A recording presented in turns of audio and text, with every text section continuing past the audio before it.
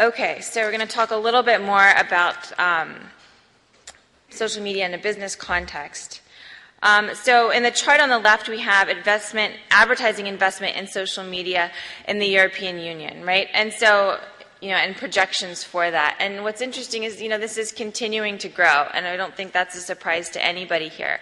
But it is just, further validation of the growing impact and importance of these technologies for businesses. On the right, we have Facebook revenue in the European Union and outside of the European Union. And again, we're seeing, continued upward growth and projections of it getting even higher, right? So these technologies are not going anywhere. They're only getting more and more important, and we're only spending more and more money on them.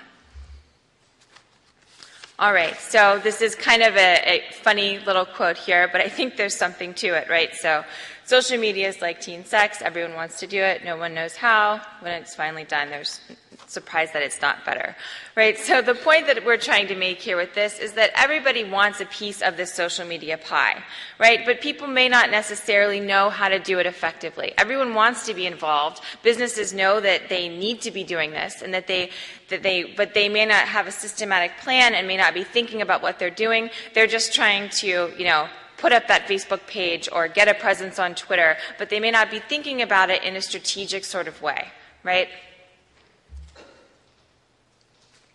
All right, so this is an interesting fact. This was something that was a number that came out in 2009. So we saw that we had in May of 2009, we had about 4,500 people who were claiming to be a social media expert of some type on Twitter.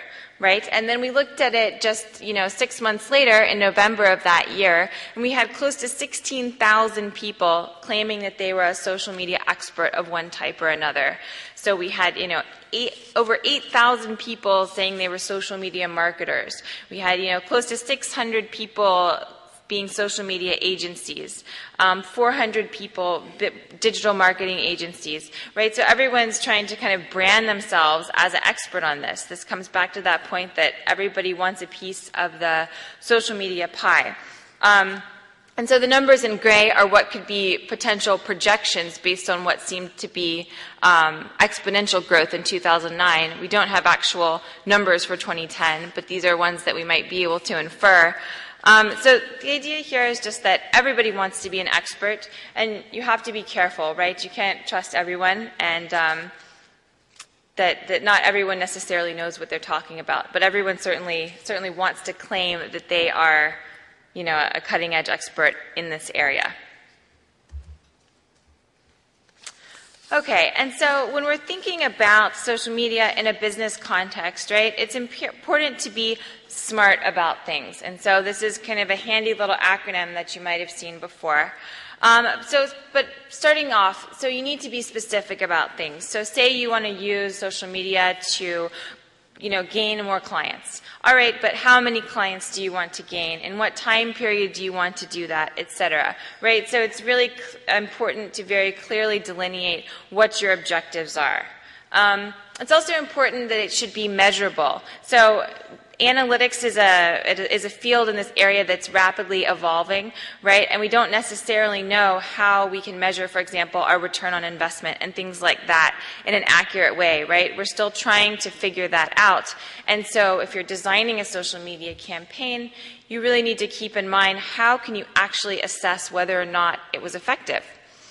And so next you have to design things that are attainable. You have to be realistic about the scope of what you can actually achieve.